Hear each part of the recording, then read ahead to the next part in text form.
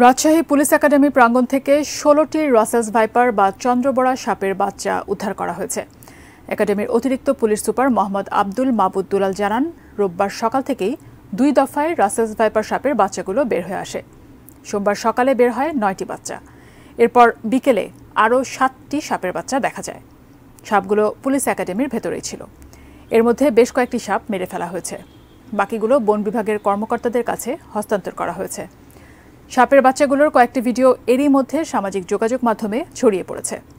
ভিডিওতে ১ থেকে ১.৫ ফুট লম্বা ৮টি সাপের বাচ্চা দেখা গেছে। ওগুলো রাসেলস ভাইপারের বাচ্চা বলেই নিশ্চিত করেছেন রাজশাহী বন বিভাগের বন্য প্রাণী ও প্রকৃতি সংরক্ষণ বিভাগের পরিদর্শক জাহাঙ্গীর কবির ও চট্টগ্রাম ভেনম রিসার্চ সেন্টারের প্রধান প্রশিক্ষক বোরহান বিশ্বাস।